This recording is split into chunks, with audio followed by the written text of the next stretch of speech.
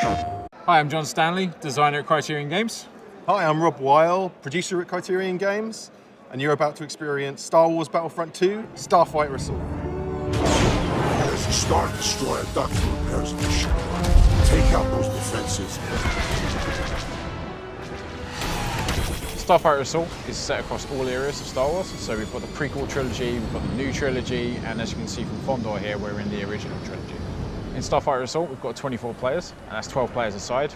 And having that amount of players in there as well means that we've got no empty space. We've got our AI in there as well, so you should always feel like there's somewhere to tackle, someone who's always in your kind of periphery of going, okay, I'm going to go chase that guy now, I'm going to go take that guy down. Playing as the Rebels, Phase 1, it's all about destroying the Imperial defences. So coming in, the Imperials can see that the Rebels are trying to mount an attack, and they send out 2 of their big capital ships, their Imperial light cruisers, as you can see here. Big ships that you want to try and get in and deliver as much damage as possible.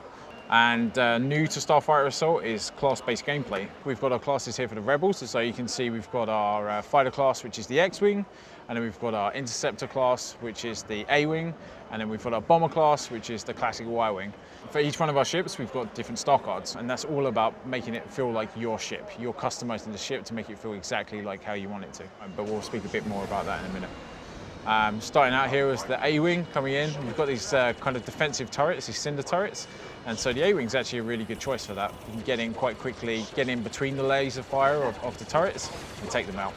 Okay, so now we're focusing our attentions on the light cruiser, trying to deal as much damage as possible there. It's quite great actually to get in from behind, because then you're going to try and avoid some of that laser fire that's coming off the light cruiser itself. So as you can see here, Rob's actually now shooting one of the Imperial light cruisers. That's made the marker go yellow. That's sending a message to all the other players within the flight to go and attack this now. If you attack this now, you're going to get that additional damage bonus. So what we've really tried to do in Starfighter Assault is make sure there's a varied amount of play so that it caters to all play styles. So we've got a couple of different ways you can actually play, especially when you're attacking. And so here you could either try and focus on the objective, maybe you're an objective player. Maybe you're somebody who's all about having the most kills possible within the match and you're all about dogfighting. Or maybe you're somebody who's about protecting, so maybe you're going to want to protect those AI guys, those AI Y-Wings that are coming in. There's a good varied amount of different play styles, and you can pick any one. So now we're coming up for our trench run style tunnel, and the objective here is for the Rebels that they want to come in and take out these shield generators. The shield generators, as it kind of says in the name, they're shielding the whole dock. And the idea is that the Rebels want to take these down, so that's going to make the Star Destroyer susceptible to being attacked. The wiring for the Rebels is really great because for this particular map here, we're attacking as the Rebels, so it's going to be all about trying to deliver as much damage as possible to those objectives, and the wiring is definitely the ship to do that in. So now we're on Phase 3, and the idea is that we're going to take down these couplings. The reason why we're taking down these couplings is because there's one last shield active over the Star Destroyer. We need to take down these couplings. It's going to stop all power going to the Star Destroyer. It's going to make the core underneath vulnerable so we can get in, take out that core, and hopefully blow the whole Star Destroyer up. And so all of our ships within Starfighter Assault, you'll be able to jump into the cockpit. So it's really kind of get you into the action here. So this is really great, this phase actually, because it's really, really tight dogfighting play. So you can see that you're trying to get in and amongst the clamps, you know, avoiding not only starfighters, but the actual clamps themselves. And some great piloting here by Rob. He's managed to weave his way in and out. So now the power couplings have been disabled, you've got a 30-second window to deal as much damage to the Star Destroyer reactor and complete the final objective. Fantastic, the Rebels have managed to win. They've taken down the Star Destroyer and won the round. We have faced a considerable setback this day. Okay, so now we're loading into the Empire. And so this is really great actually. So this screen here just shows you who you're going to be spawning in with. They're the guys that you're going to be flying in, and they are your flight. That is you and your flight teammates. The first phase here for Fondor is that as the defenders, which are the Imperials are trying to stop the Rebels from actually attacking and taking down the Star Destroyer. So what they do to start off with is send out 2 of their Imperial light cruisers. So Rob's coming in as the Interceptor now. That's going to be perfect for getting in and taking down some of those Rebel scum. This is a anti-starfighter ship. You're going to want to use this to take down any other starfighter that's in your way.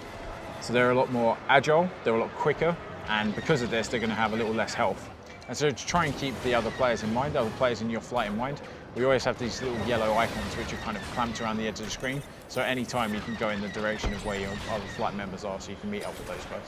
We've just made sure that we've got loads of different variation in play. So as you can see out here, we've got some wider open space for dogfighting, got some tighter spaces in the tunnel there, and then we've got kind of more obstacle-based spaces as well around the Star Destroyer and around the planets. So it just really allows for a big breadth of dogfighting gameplay. For each one of our ships, we've got different star cards, and that's per class as well. What's really great about these star cards is you're going to be able to equip them and kind of really make the Starfighter your own Starfighter. We're going to have that kind of feel and progression of you are the ace pilot, and you know this is your ship. This is how you're going to customize your ship. So whether you want to play maybe a bit more defensively or maybe a bit more, you know, for attack purposes, those star cards will allow you to do that. And so with star cards, you can either select them at the start of the match, as you can see, or you can even equip them before the match as well. So maybe you want to set your load out, and maybe you want to make sure that your Starfighter is just the way you like it before you even go into the match. But of course, you can then change the star cards if you then die and you're back on the spawn screen as well. So if we just look at the top of the screen, that's where we represent what's going on for health for each side. So if you look at the blue side at the moment, because we're the defenders, we are the Imperials, that's the amount of health left on each of the objectives. So the Imperials, it's imperative for them, they want to make sure that there's as much health left on those objectives as possible. The red side of the bar at the moment for the defenders, for the Imperials, is the amount of reinforcements that the rebels have got left. So it's all about the Imperials getting in, taking down as many of those rebels as possible. And so if they manage to take down the amount of reinforcements that are currently there for the rebels, they could win in phase 1, phase 2 or phase 3. At Criterion with our heritage, what we're all about is vehicle feel. So we always start with our vehicles first.